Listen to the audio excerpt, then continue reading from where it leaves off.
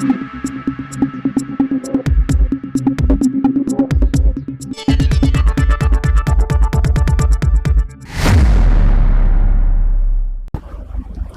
সময় বাংলা সংবাদে আপনাদের স্বাগত। আপনাদের সাথে আমি প্রীতি। দেখে নেব আজকের বিশেষ সংবাদ। ভারতনাট্যম ও সৃজনশীল নৃত্যের কর্মশালায় মুগ্ধ মেদিনীপুর। মেদিনীপুর শহরের শ্যামসংঘ হলে গত 8 ও 9 জুন অনুষ্ঠিত হল 2 দিনব্যাপী ভারতনাট্যম ও সৃজনশীল নৃত্য কর্মশালা সৃজন। শেষাদ্রি ডান্স একাডেমির উদ্যোগে আয়োজিত এই বিশেষ কর্মশালায় জেলার বিভিন্ন প্রান্ত থেকে আগত নৃত্যশিল্পী, নৃত্য প্রশিক্ষক ও নৃত্যপ্রেমীরা অংশগ্রহণ করেন। কর্মশালাটি পরিচালনা করেন বিশিষ্ট ভরতনাট্যম শিল্পী ও ভারত বিভূষণ সম্মানে ভূষিত গুরু আচার্য অনুসুয়া ঘোষ ব্যানার্জি। নৃত্যের ঐতিহ্য ও সৃজনশীলতার এক অনন্য মেলবন্ধন ঘটিয়ে তিনি অংশগ্রহণকারীদের ভারতনাট্যমের বিভিন্ন কৌশল, অভিব্যক্তি, মুদ্রা, তাল, লয় এবং মঞ্চ উপস্থাপনার সূক্ষ্ম বিষয়গুলি সম্পর্কে প্রশিক্ষণ দেন। তার অভিজ্ঞতা ও শিক্ষাদানের অনন্য দক্ষতা উপস্থিত সকলের কাছে কর্মশালাটিকে স্মরণীয় করে তোলে। 2 দিনের এই কর্মশালায় নবীন ও প্রবীণ মিলিয়ে প্রায় 1.5 শতাধিক নৃত্যশিল্পী উৎসাহের সঙ্গে অংশগ্রহণ করেন। নৃত্য চর্চার পাশাপাশি শিল্পীদের মধ্যে মত বিনিময়, অভিজ্ঞতা ভাগ করে নেওয়া এবং শাস্ত্রীয় নৃত্যের বিভিন্ন দিক নিয়ে আলোচনা করার সুযোগও তৈরি হয়। ফলে কর্মশালাটি শুধুমাত্র প্রশিক্ষণের মধ্যেই সীমাবদ্ধ থাকেনি, বরং হয়ে উঠেছিল এক সাংস্কৃতিক মিলন মেলা। এই কর্মশালার মূল লক্ষ্য ছিল শাস্ত্রীয় নৃত্যের প্রতি নতুন প্রজন্মের আগ্রহ বৃদ্ধি করা এবং সৃজনশীল নৃত্যচর্চার মাধ্যমে তাদের সাংস্কৃতিক কর্মকাণ্ডের সঙ্গে আরও নিবিড়ভাবে যুক্ত করা। অংশগ্রহণকারীদের মতে এমন উদ্যোগ ভবিষ্যতে নৃত্যচর্চাকে আরও সমৃদ্ধ করবে। 2 দিনের এই আয়োজনে মেদিনীপুরের একাধিক বিশিষ্ট নৃত্য প্রশিক্ষক উপস্থিত ছিলেন। তাদের মধ্যে উল্লেখযোগ্য ছিলেন শেষাদ্রি মিশ্রের প্রথম নৃত্যগুরু সবিতা সাহা মিত্র। এছাড়াও উপস্থিত ছিলেন শেষাদ্রি ডান্স একাডেমির অধ্যক্ষা শেষাদ্রি মিশ্র, সহেলি বেরা খান, রিমা কর্মকার, অন্তরা সরকার রায়, সোমা পড়িয়া, সাগরিকা ঘোষ, শ্রমিক সিংহ সহ বিশিষ্ট নৃত্য জগতের আরও অনেক ব্যক্তিত্ব। আয়োজকদের পক্ষ থেকে জানানো হয়েছে, ভবিষ্যতেও এই ধরনের কর্মশালার মাধ্যমে নৃত্যশিল্পীদের প্রশিক্ষণ, প্রতিভার বিকাশ এবং সাংস্কৃতিক চর্চার প্রসারে আরও বৃহত্তর উদ্যোগ গ্রহণ করা হবে। কর্মশালা সফল আয়োজন এবং আচার্য অনুসুয়া ঘোষ ব্যানার্জির মতো প্রখ্যাত নৃত্যগুরুর উপস্থিতিতে অংশগ্রহণকারীরা অত্যন্ত অনুপ্রাণিত ও উচ্ছ্বসিত হন। মেদিনীপুরের সাংস্কৃতিক পরিমণ্ডলে সৃজন নিঃসন্দেহে এক উল্লেখযোগ্য সংযোজন হয়ে রইল।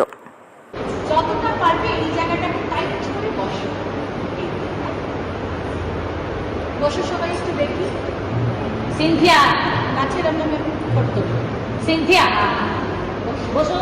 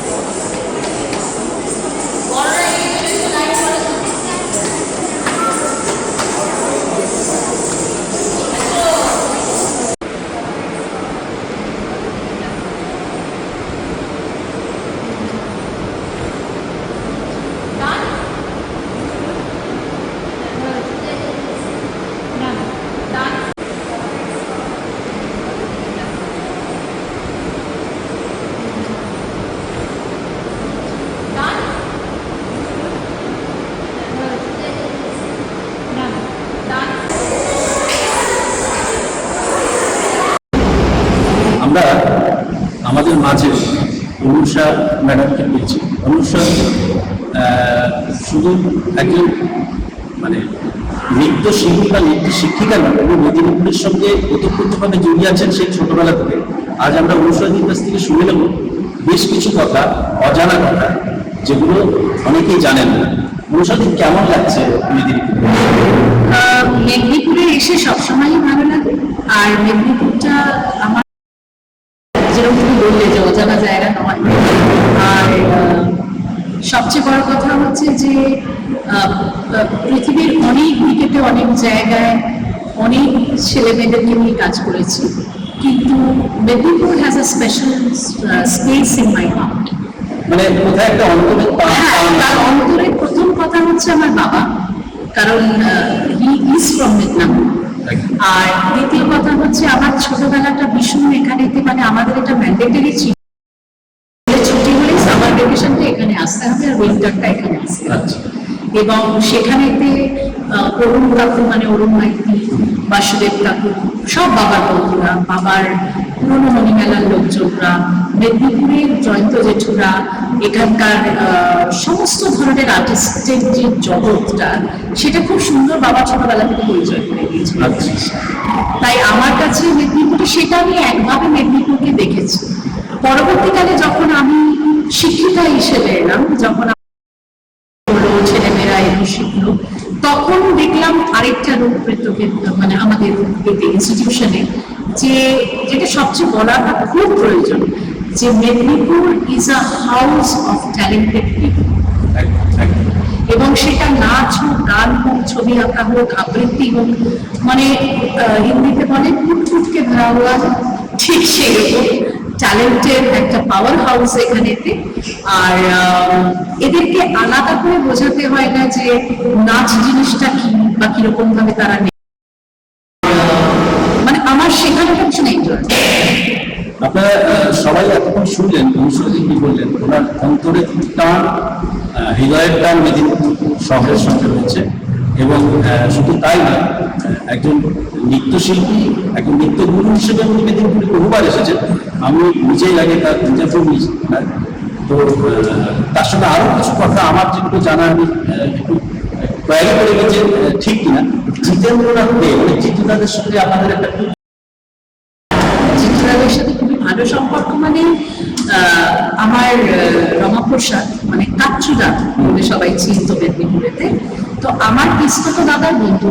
তাই আমার ছোটবেলাটা ভীষণ ভাবে জিতুদাদের বাড়িতে মানে বেড়াতে, অবভিয়াসলি আমরা এখানে এনে নিয়ে যেত কাচ্চুদারা, এবং সেখানেও একটা সামহাও গিয়ে কোথাও নাচ গান অনুষ্ঠান সব সময় ছিল। আর আমার মতো, মানে এই জায়গাটা আমি জানি না রাইট অর রং, সেই সময়ের মেদিনীপুরেতে kind of hurdle between each other, একজন শিল্পীর আরেকজন শিল্পীর সাথে। এবং সাংস্কৃতিক চর্চাটা বাড়িতে পারি সব জায়গায়। যেমন আমাদের বাড়িতেও একটা বিরাট সাংস্কৃতিক জায়গা, সেটা আমার বাবা হোক, আমার জেঠুরা যাত্রার সাথে জড়িয়েছিল তারা, এবং সেখানে পরবর্তীকালে আমার ভাইপো গান নিয়ে চর্চা করছে এখন, এবং তার মেয়ে যে সেই শিখছে তবুও।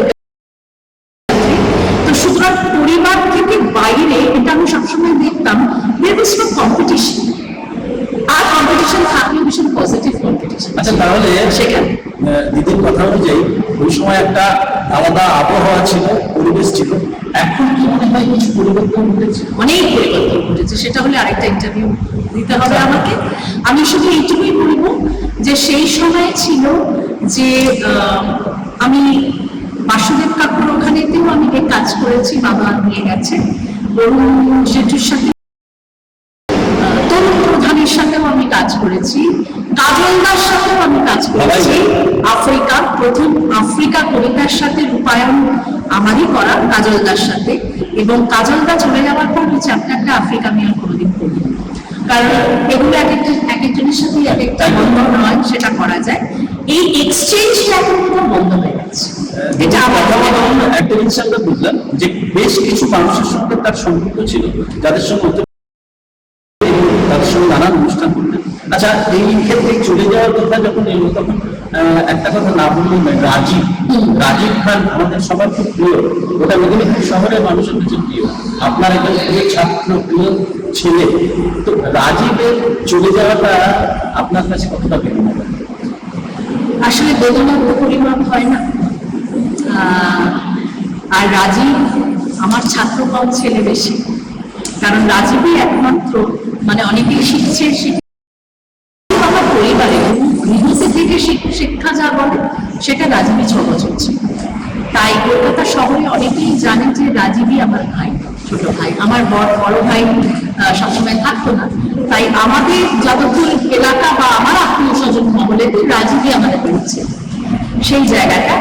আর দ্বিতীয়ত হচ্ছে যে রাজীব এমন একটা মানুষ যে যে চলে গিয়েও চলে যায়। রাজীব, যার জন্য এই যে অক্ষয় রাজীব নিয়েছি, গ্রহণ করেছি, যে সারা প্রতিটি বছরে অন্তত আমি যতবারই আসবো একটা রাজীবের লাইফের জার্নি সেলিব্রেশন থাকবেই আমাদের জীবনের সাথে জড়িয়ে। এটা আমাদের কিছু আরেকটা জিনিস হচ্ছে আমি একটু বলে রাখি, বেদনাটা এতটাই অপরিসীম ছিল, আমি আর ভাবিনি আমি আর মেদিনীপুর আসবো। এবং হ্যাঁ, কিন্তু তারপরে আসলে কি হয়, মানুষ যখন একটা শখ পায় না, তখন পারিপার্শ্বিক জিনিসগুলো খুব ব্লার হয়ে যায়, তখন ওই জিনিসটা খুব থাকে। আজকে 6 মাস ধরে সেটা আমার ছাত্রছাত্রীরা যারা রয়েছে তারা সেটা বুঝিয়েছে, এবং আমারও তখন রিয়েলাইজেশন হয়েছে যে মেদিনীপুরে আরো আমার ছেলেমেয়েরা আছে, আমাকে যেতে হবে। কিন্তু কোথায় আমি এইটুকু চাই, আমি যেখানেই আসবো সেখানে রাজীবকে নিয়ে আসবো। আমি রাজীবকে ছাড়া কোথাও কিছু করার হৃদয়ে রয়েছে। এবার আমরা অন্য প্রশ্নে আসি, হাস্যের প্রশ্নে আসি। সেটা হলো সেসব ভালো মেয়ে, ভালো ডান্সার, শিক্ষিকা, নৃত্য শিক্ষিকা, ওর ওয়ার্কশপে এসে আপনার কেমন? প্রথম কথা হচ্ছে যে আমি যেটা খুব প্রশংসনীয় কথা বলবো, যে যেমন রাজীব ছিল, ও বোধহয় মহিলা সংস্করণ অফ রাজীব। মানে আমার যেটা মনে হয় যে ওই টাকামুখো ব্যাপার, মানে নিজে হ্যান্ডেল করে কোনো কিছুতে না শুনি, সেটাই হচ্ছে মানে কিছু যদি ভালো করবো সেটা করেছেন। হ্যাঁ, আরেকটা হচ্ছে কিছু কিছু সোল থাকে, সেই সোলদের খুব প্রয়োজন হয় সবাইকে একজোট করে নিয়ে চলা, সেইটা ওর মধ্যে আছে। এবং এত সুন্দরভাবে অর্গানাইজ করা। আর যেটা সবচেয়ে বিউটিফুল হচ্ছে, শেষাদ্রির একাডেমি কিন্তু শুধু কাজ করে, এবং শেষাদ্রির ডাকেতে যেমন আমাদের আলামো আছে, পূর্ণিমা আছে, সেই ছেলেমেয়েরা আছে, অন্তরা আছে, তার ছেলেমেয়েরা আছে, থেকে আমার আরেক ছাত্রী সোমাপরিয়া, তার ছেলেমেয়েরা এসেছে। কোথাও যেন একটা হ্যাঁ, মানে আমার মনে হলো রিইউনিয়ন অফ নৃত্যক্ষেত্র হলো।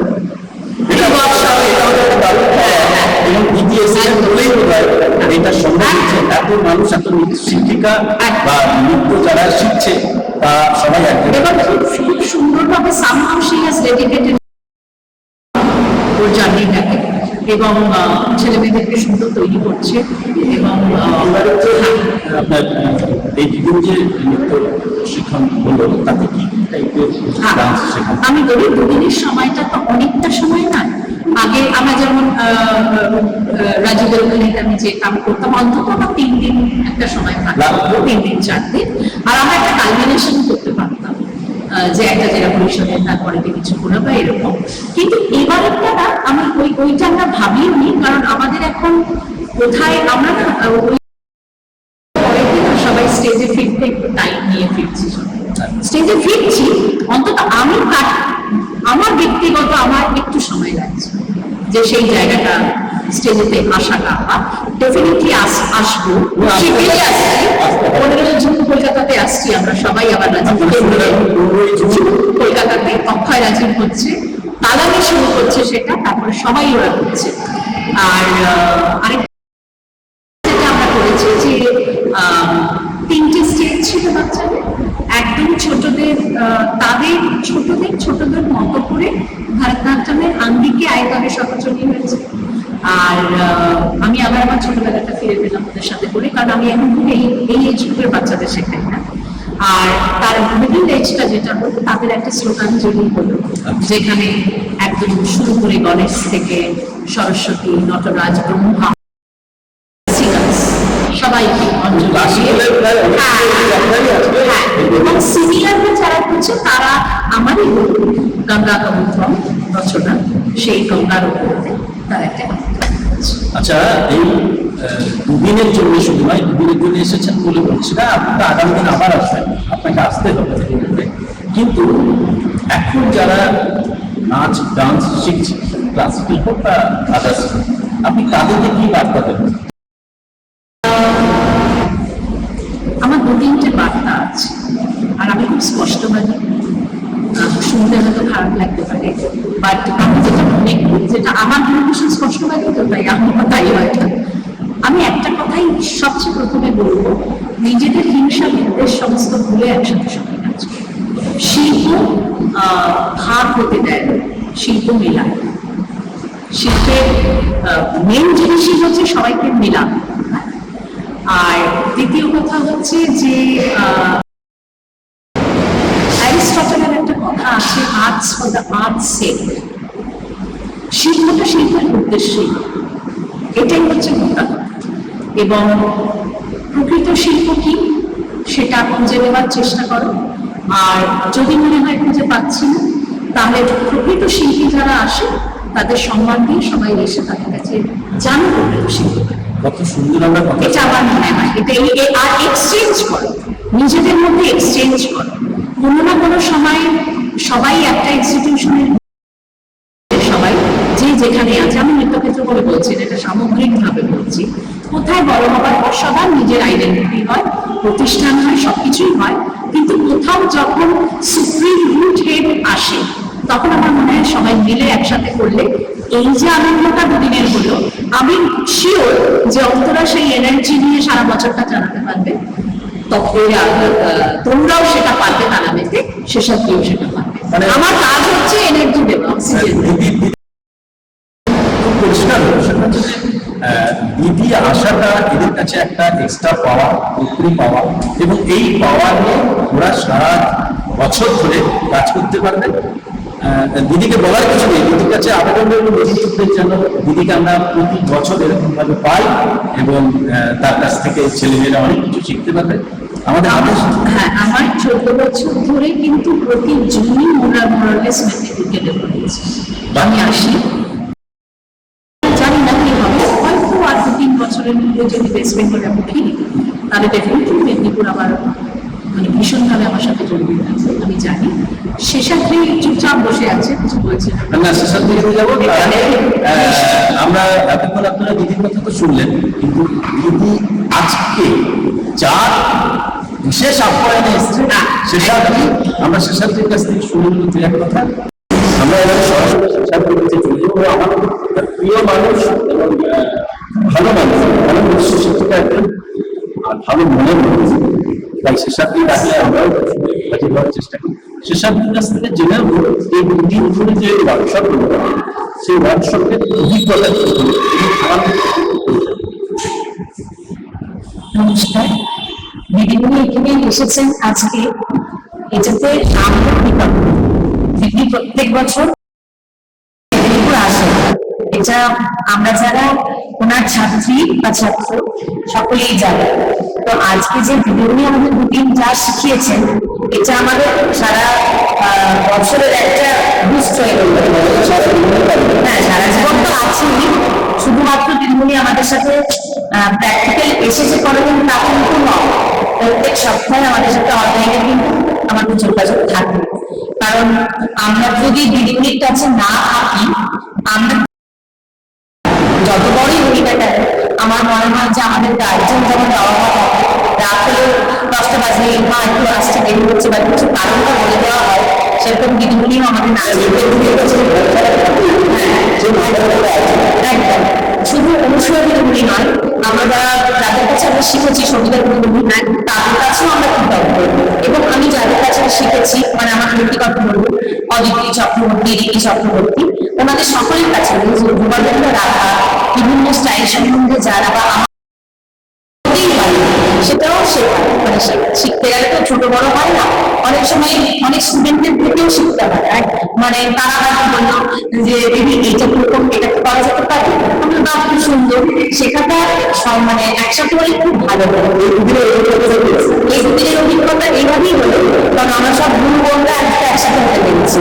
সোমালি, অন্তরা, আমি, তরুণী সবাই একসাথে হতে পেরেছি, সবাই কেমন কাজ করছি, এবং দিদিকে সেই পরীক্ষাটা আমাদের মিল।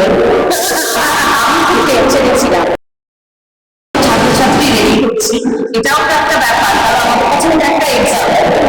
তো দিদি জানি না কতটা আমরা দিতে পেরেছি, তো ওরা চেষ্টা করেছে, আমরা ভীষণভাবে কৃতজ্ঞ এবং আমরা খুব খুশি।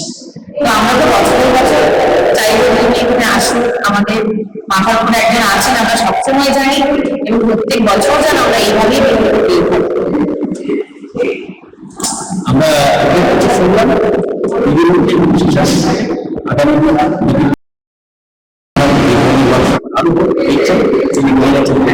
হ্যাঁ, শেষ করবো, সেটা হচ্ছে মেদিনীপুরের সময় বাংলা একটা বিরাট বড় জিনিস, এবং আমি যতবার জায়গায় এসেছি তখন রাজীব অর্গানাইজ করছি বা রাজীব তো আমাদের স্টুডিওকে নিয়ে গেছে ওখানে, তাই শেষাদ্রিও এখানে আছে। তো সেখানে কোনো অসুবিধা নেই, সময় বাংলা যেটা, মানে সময় বাংলা না থাকলে তো তার সময়ের খবরটা সময় পর্যন্ত না রেখে দিচ্ছি। এটা আমার আমার মনে হচ্ছে আমার ভীষণ ভালো লাগে। তার সঙ্গে যারা জানেন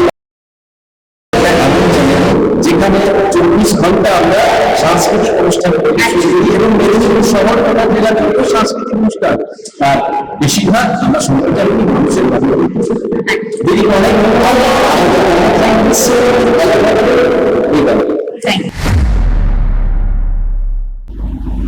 সংবাদ এখনকার মতো এই পর্যন্তই। সঙ্গে থাকুন, দেখতে থাকুন সময় বাংলা।